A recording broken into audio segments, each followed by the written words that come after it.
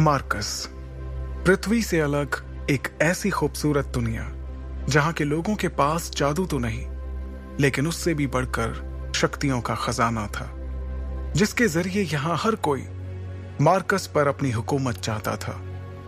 यहां जो सबसे शक्तिशाली होता था वो कानून बनाता था और कमजोरों को उस कानून को मानना पड़ता था।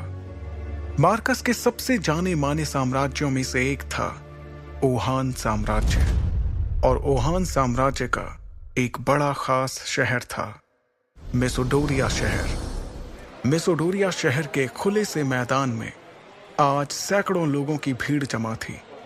ये सभी शक्ति स्तंभ के जरिए अपनी अपनी शक्तियों के सितारों को परखना चाहते थे। इस स्तंभ पर 9 सितारे थे, जिन्हें पाकर ही आप शक्तियों के अगले रैंक पर जा सकते थे। ध्रुव 3 साल पहले शक्ति स्तंभ पर 9वें सितारे को पा चुका था, लेकिन अचानक उसकी शक्तियां तीसरे सितारे पर आकर रुक गईं, और तभी से ध्रुव वापस से 9वें सितारे को पाने के लिए मेहनत कर रहा था। अपनी इसी शक्ति के सितारे को परखने के लिए ध्रुव सैकड़ों लोगों की भीड़ में खड़े होकर अपनी बारी का इंतजार कर रहा था। अपने दोनों हाथों की मुट्ठी को बंद कर ध्रुव ने खुद को भरोसा दिलाते हुए कहा, इस साल मैंने जी तोड़ मेहनत की है।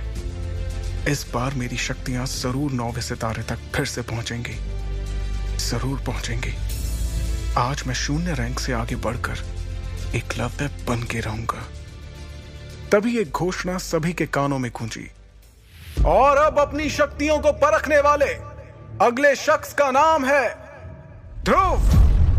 जैसे ही ध्रुव का नाम पुकारा गया, वो लोगों की भीड़ से निकलकर बाहर आया और अपने कदमों को धीरे धीरे बढ़ाते हुए ऊंचाई पर रखे एक बड़े से पथरीले स्तंभ की ओर बढ़ने लगा, जिसका नाम था शक्ति स्तंभ। शक्ति स्तंभ के ठीक सामने पहुंचने के बाद ध्रुव के जहन में कई बातें चल रही थीं। ध्रुव जब सिर्फ 4 साल का था, तब से उसने प्रैक्टिस करना शुरू कर दिया था, और 10 साल की उम्र तक तो वो 9वें सितारे तक पहुंच गया था।